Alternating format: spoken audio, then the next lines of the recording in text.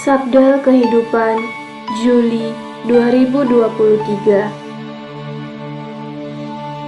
Dan barang siapa memberi air sejuk secangkir saja pun kepada salah seorang yang kecil ini, karena ia muridku, aku berkata kepadamu, sesungguhnya ia tidak akan kehilangan upahnya daripadanya. Matius 10 ayat 42.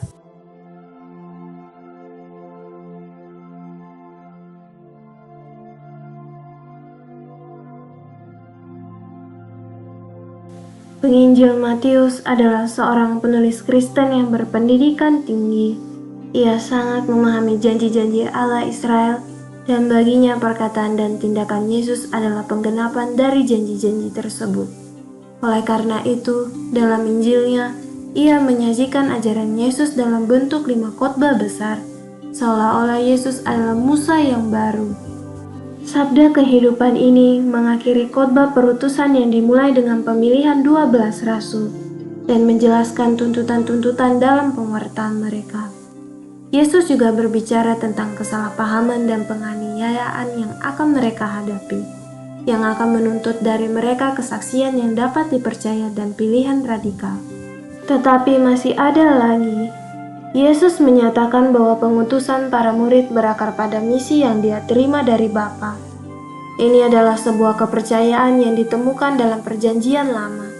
Allah sendiri hadir dan terlibat di dalam diri utusannya.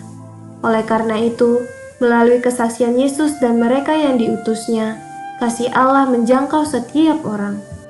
Dan barang siapa memberi air sejuk secangkir saja pun kepada salah seorang yang kecil ini, karena ia muridku, aku berkata kepadamu, sesungguhnya ia tidak akan kehilangan upahnya daripadanya.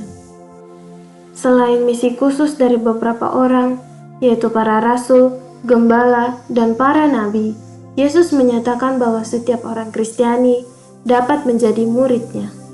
Dan pada saat yang sama, menjadi penerima dan pengemban misi ini. Sebagai murid, kita semua, bahkan jika kita kecil, dan tampaknya tidak memiliki kualitas atau gelar khusus, dapat bersaksi bahwa Tuhan itu dekat. Seluruh komunitas Kristiani diutus oleh Bapa kepada umat manusia. Kita telah menerima perhatian, kepedulian, pengampunan, dan kepercayaan dari Allah melalui tindakan saudara dan saudari kita. Kita dapat memberikan sesuatu kepada orang lain sehingga mereka dapat mengalami kelembutan Bapa, seperti yang Yesus lakukan selama misinya. Ini adalah akar dari keyakinan bahwa di dalam Bapa ada jaminan bahwa apa yang disebut hal-hal kecil dapat mengubah dunia, meskipun ini hanya segelas air dingin. Tidak masalah apakah kita bisa memberi banyak atau sedikit. Yang penting adalah bagaimana kita memberi. Seberapa besar cinta yang kita berikan bahkan dalam sebuah tindakan kecil yang menunjukkan kepedulian kita terhadap orang lain. Kadang-kadang cukup dengan menawarkan segelas air segar, sebuah tindakan sederhana yang menjadi besar di mata Tuhan jika dilakukan dalam namanya, yaitu dengan kasih. Sabda kehidupan bulan ini dapat membantu kita untuk menemukan kembali nilai dari segala sesuatu yang kita lakukan. Mulai dari pekerjaan di rumah atau di ladang, hingga berurusan dengan dokumen-dokumen kantor dan tugas-tugas sekolah serta tanggung jawab di bidang sipil, politik, dan agama.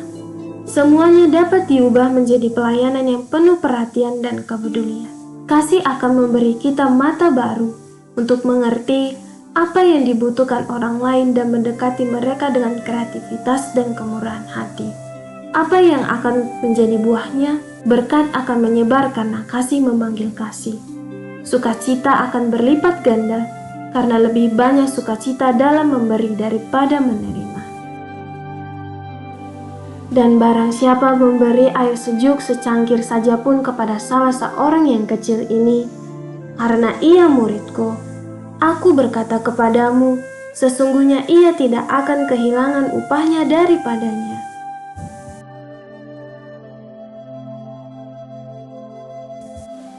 Apa yang Yesus minta dari kita sangat menuntut.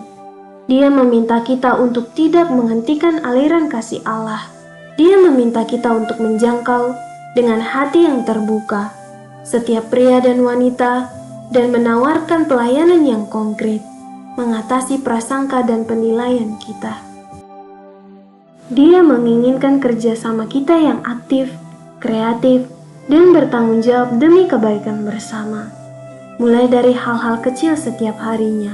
Tetapi pada saat yang sama, Dia tidak akan gagal untuk memberi penghargaan kepada kita. Dia akan selalu berada di sisi kita, menjaga kita, dan menemani kita dalam misi ini.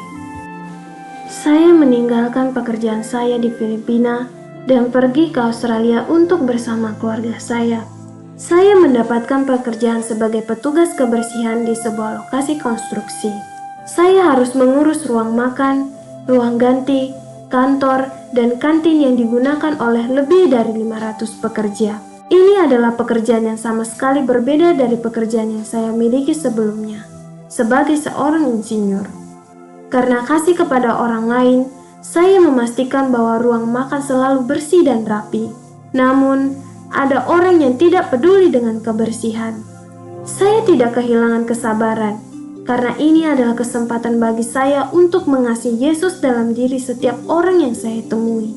Secara bertahap, orang-orang ini mulai membersihkan setelah makan siang, dan seiring berjalannya waktu, kami menjadi teman, dan saya mulai mendapatkan kepercayaan dan rasa hormat dari mereka. Saya melihat bahwa kasih itu menular, dan apapun yang dilakukan, karena kasih akan tetap ada. Dan barang siapa memberi air sejuk secangkir saja pun kepada salah seorang yang kecil ini, karena ia muridku, aku berkata kepadamu, sesungguhnya ia tidak akan kehilangan upahnya daripadanya.